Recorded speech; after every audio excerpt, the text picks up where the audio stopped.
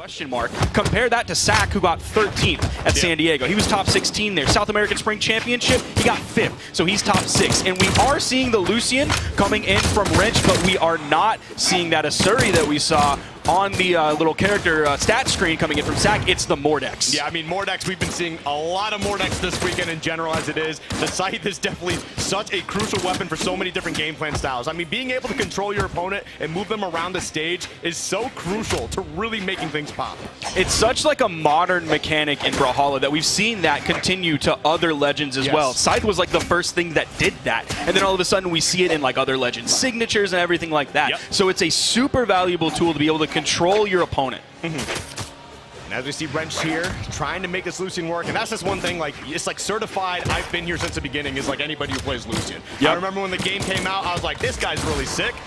He's fast, he's fast, and because he's fast, he feels good, baby. And Wrenched, he's got to be feeling good so far, already picked up the first KO. If we're looking at just like raw recent PR, Wrench coming in PR 36 in North America compared to SAC's 4 in South America. So Wrenched already out of the gate really strong so far. Seems like he's been practicing. Yeah, I mean, that's exactly what you need to do in these types of games. You need to set the tempo, set the pace. But as we can see right here, SAC evening things up. Not immediately, but they are actually incredibly even here. Of course, the Scythe comes into play, gives SAC a little bit of a lead. Missing that second grab attempt. Unfortunate. Ooh, SAC doing a great job. Weapon starving here. Wrench has been at the weapon disadvantage for probably at least 15 seconds. Another one comes in. He jumps over, and there you go. Active input, turned him around, made sure that SAC was then closer to that weapon spawn that he can pick up. I love to see a player focusing on weapon starving. I think that's so important. It really limits everything your opponent has. 100%. Oh my goodness. Listen, you might lose the first stock, but he's able to take 2 in a row here. I thought Wrench really set the tempo, but honestly, I feel like he just kind of pushed SAC against the wall, and he's like, all right, fine, I'll play. I think we might be, I may be calling this a little bit too early here, but I think the fact that like Wrench got first stock, I was like, okay, this is game 1. That can be how game 1 tends to go. And look at all this unanswered damage that SAC is putting out. But like game 1 is usually like the best chance for the other player to like surprise you. And then you get that wake up call and you're like, oh yeah, let me turn this into a 3-1 real quick. I mean, hey, that's like we were talking about earlier. Sometimes at LAN events, right, you pick up a different kind of energy. And if you know what your opponent is trying to do, you can make those adaptations immediately. And it seems like SAC continues to do that right now, as we see getting into the ready here for Wrench, but a great little blasters combo. Puts him off stage. Can he find a way to close this out?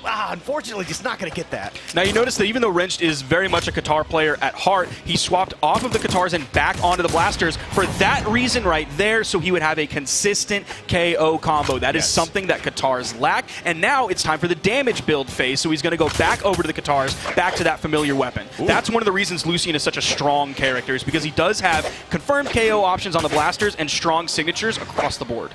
I mean, that's the thing that's always been important. As long as you know how to move with a character, you got a character that's quick, you always have somewhat of an advantage. It may not be a clear advantage, but being able to move in this game and many others is so crucial to really making an impact. But we see SAC here with the gauntlets in hand, goes for a big sick, not going to get the connection they wanted, but still just throwing it out there, just to put it into Wrench's head, like, hey, I'm ready for you. You better not mess up. And SAC is at that point in the game, okay, I was about to say we hadn't seen really too much Qatar stringing coming out from Wrench, except now all of a sudden, right at the end, he's finding the connections, he found the signature, and just like that, the clutch moment, SAC barely squeaks that one out. Man, beautifully played there too. And again, it's one of those scenarios you get right down to the nitty-gritty of things, and you're just kind of like, all right, this is getting a little bit scary here, but I know what I'm about. I know what I can do. I just got to wait for him to mess up. And it was just one small mistake, and that's literally all it took to cost you the game. However, this is we're in best of 5 territory, correct? Yes, sir. Yes. So, I mean, yeah, you got plenty of time to look at that game, assess the situation, figure out what's going on. As we get into game 2 here, let's get it rocking.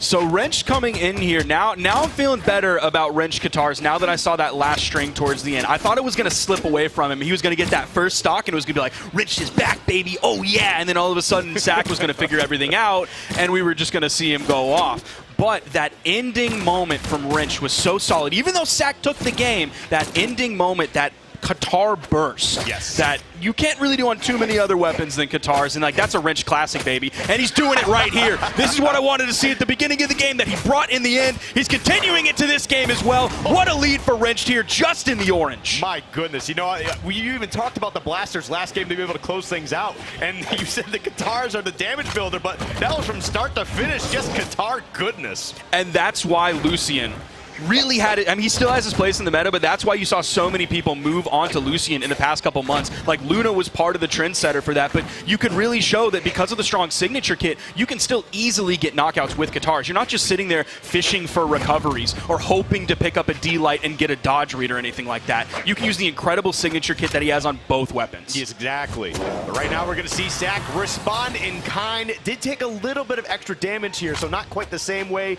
of evening things up like we saw from last game. But still, now he's going to take a strong little lead, or maybe not as strong as possibly could have been, but still putting on that pressure immediately. The Scythe is just such a crazy weapon, man. I swear, just being able to move your opponent is just, it's insane. Like that's so crazy.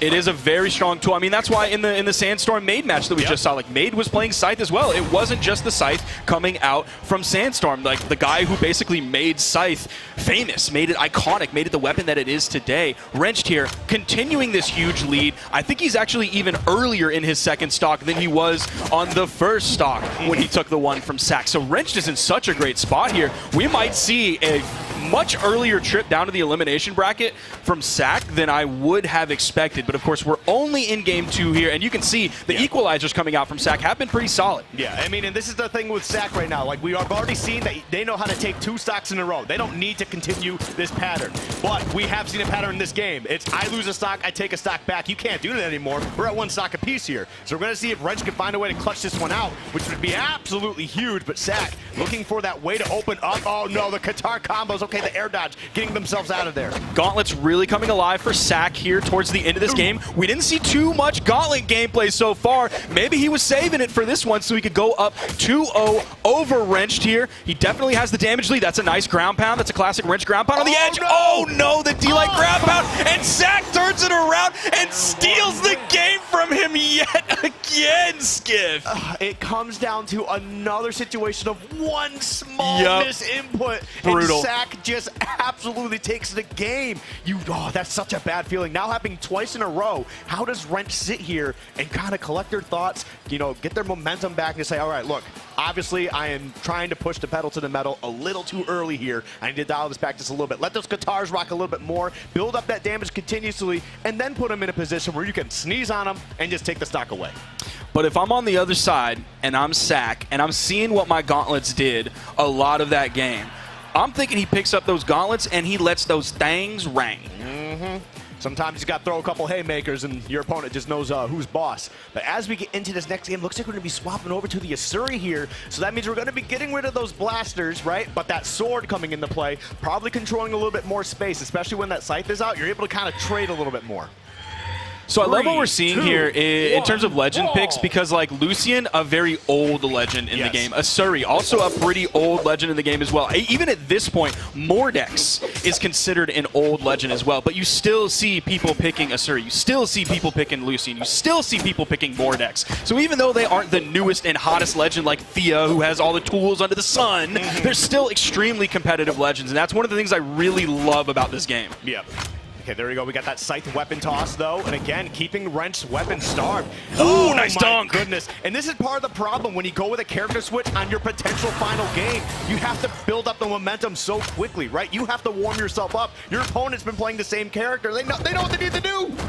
We're seeing those Gauntlets do that work from SAC that we expected after last game. One more hit and Wrench is going to be in orange. He's able to get back over to the weapon. He has the Qatars. That's the one he's going to be looking for. D-Light, he dares, but the spot dodge came out from SAC. Neutral air sends Wrench over to the edge. He expected SAC to like come in with the ground pound and was hoping to find priority with the GC Insig, but SAC just stayed over on that corner. He knows he's in such a strong lead right now. No major risk need to come out, and SAC could take this game. Oh, there we go. He just got a great combo off the edge there, but just was not able to finish. And man, man, dude, SAC has been hitting that nonstop and just barely missing the conversion to put him off stage. And it's really terrifying because he's like 3 for 3 in the past minute of landing that. But we get another stock closed out, and unfortunately, this might be the end for Wrenched. Unless he's got a little bit of gas left in the tank here, you better start going, man, because this is his game over for you. Now keep in mind, this is an elimination quarterfinals match in pools, making it a top 32. So if Wrenched loses this game, he's out of the tournament. We only get to see Wrenched one time today, and that just shows how far the professional Brawlhalla scene has come. The fact that, like, someone like Wrenched, we don't get to see a lot of them because everyone else is so good. Yeah, I mean, I know just in the past year alone, we've seen a lot of people like, you know, 65 PR, 40-something, whatever, and they're all like coming out and playing incredibly well. So, like, even though the numbers are quite different, there is not as big of a skill gap as you might think. Look at SAC go. Oh. Now this game's like, I feel like it's probably been about 70% gauntlets, maybe even a little bit more. Now he's swapping over to the Scythe. We saw him use the neutral signature as a closer earlier. See how he wants to finish this one out. There's the neutral signature yet again. One of the most favorable on the Scythe kit. Yeah, here we go. We talked about these gauntlets just a little while ago, these things big thing, and then they're about to finish this set in a swift 3-0 here, unless Wrench can really dig deep. The Qatars are not getting any of the hits that he needs to really get started. Wait, here we go. Okay. Oh, that was a classic Wrench ground pound as well. He gets side-aired into the wall. Unfortunately, that will be the end of the road for Wrench. You're seeing that beautiful bouquet of flowers as a nice parting gift from SAC, who will be moving on into the top 32. But even seeing SAC down here this early in pools is a little bit surprising. I want to check back at the bracket to see it was actually Snowy who sent him down. First, SAC went 3-0 over Haynes.